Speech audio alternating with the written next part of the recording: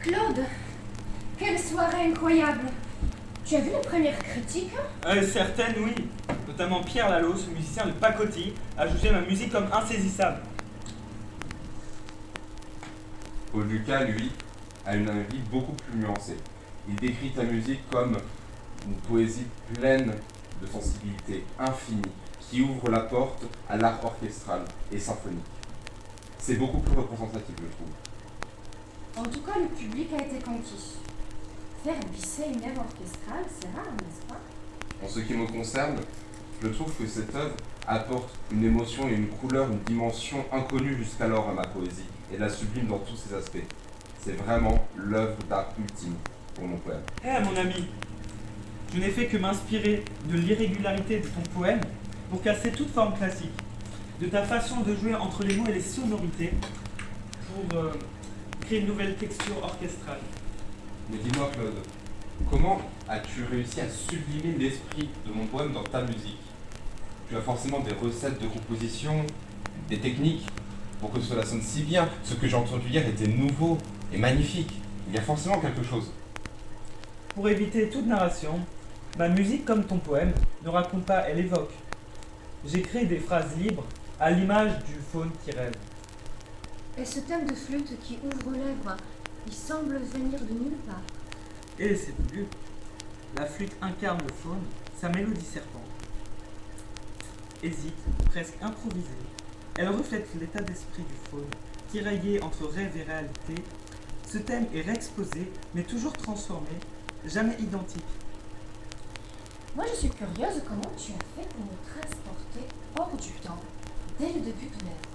Ah, ça, c'est la recette du chef. Non, je plaisante. Si au début, tu n'entends pas le tempo, tu ne peux pas connaître la pulsation.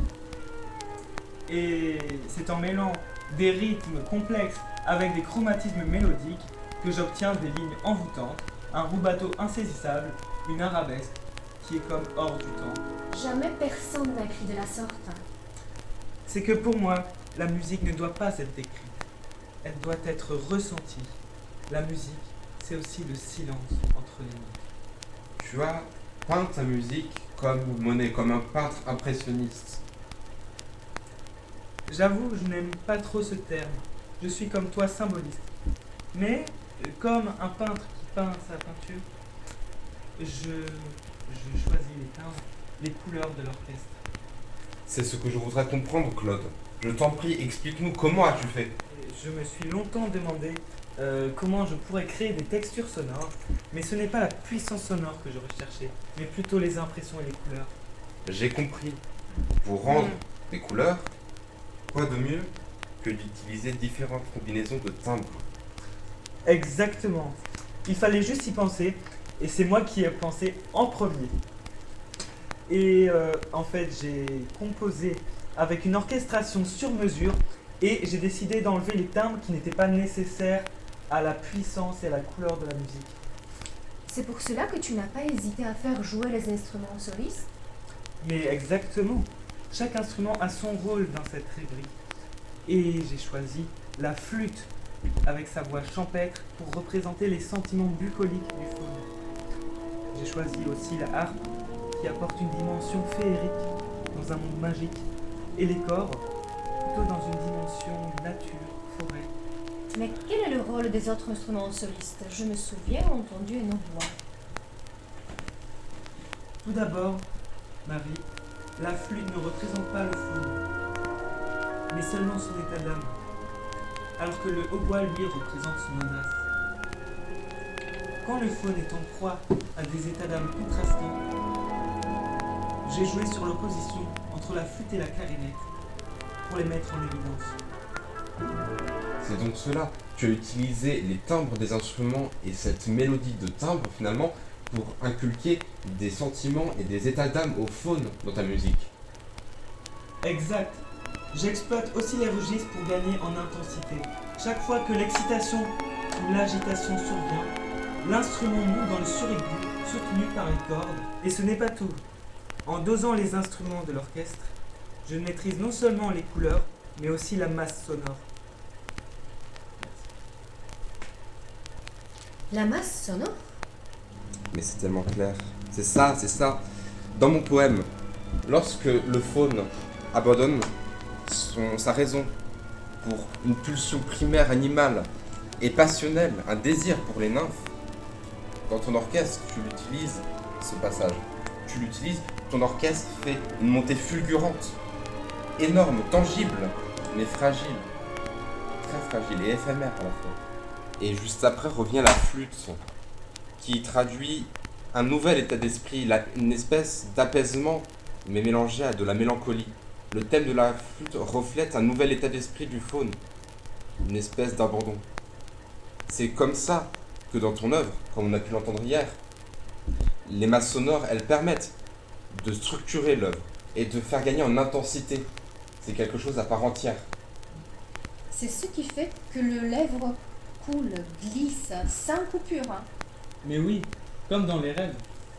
C'est un vrai travail d'horlogerie, d'orchestre que tu nous fais là. Et oui, en effet, je n'ai rien laissé au hasard. J'ai choisi les instrumentistes et les spécificités de chaque instrument pour avoir un rendu sonore percutant. J'ai utilisé tous les modes de jeu pour les cordes.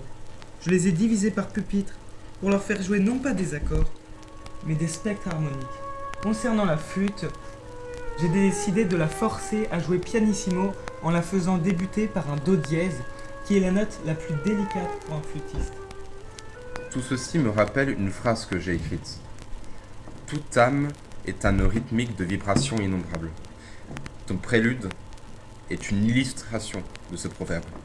Si cette musique a pu faire résonner l'âme de ton poème, alors j'ai atteint mon but. Mais je me demande si un jour, cette œuvre atteindra la postérité. Tu devrais aller consulter Mélusine, tu sais, elle a vraiment un nom. Mélusine? Mais qu'est-ce donc? Mélusine, c'est une voyante des bas quartiers chez qui nous allons, pour nos pires craintes quand elles nous assaillissent. Elle a prédit pas mal de mes succès, mais a fait sombrer quelques collègues dans la dépression, ce qui les a probablement conduits d'ailleurs à leur infortune. Je te conseillerais d'aller la voir, même si tu n'as pas peur, potentiellement, de sombrer dans de tels enfers. Merci.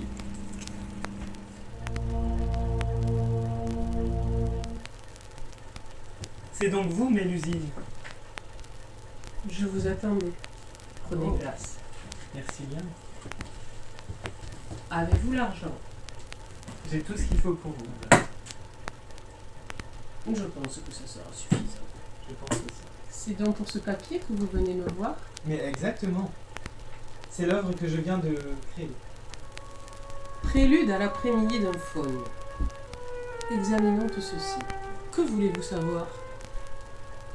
J'aimerais savoir qu'en penseront les gens dans le futur. Pour cela, monsieur Debussy, interrogeons le pendu. Très bien.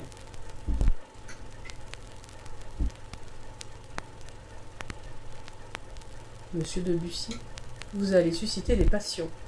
Il y aura des gens qui vous aimeront, d'autres qui vous haïront. Concernant l'après-midi d'un faune, je vois un bel avenir. Déjà, en 1912, ça sera la musique d'un ballet formé par les ballets russes avec le grand danseur, qui n'est pas encore grand et célèbre, Nijinsky. Il va révolutionner la danse et ce sera un énorme succès. Dans le futur, qu'est-ce que je vois? Cette œuvre sera jouée par les plus grands chefs d'orchestre. Alors, qu'est-ce que je vois comme nom? Je vois Pierre Boulez, Abbado, Léonard Bernstein. Mais ils font partie de notre siècle. C'est pour ça que nous ne les connaissons pas. Ce que je vois également, c'est que dans les siècles à venir, ton œuvre sera régulièrement étudiée dans les conservatoires du monde entier, notamment pour la transformation harmonique et cette orchestration novatrice que tu viens de nous inculquer. Car cette œuvre, l'après-midi d'un faune, ne sera pas le résultat d'une expérience isolée. C'est le début d'une révolution.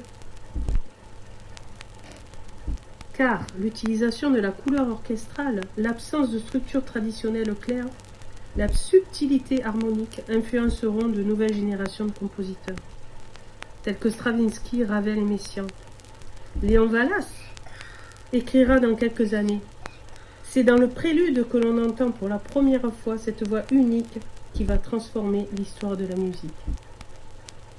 Et Pierre Boulez, un futur chef d'orchestre et compositeur, écrira de vous que cette œuvre est la pierre angulaire de la musique moderne.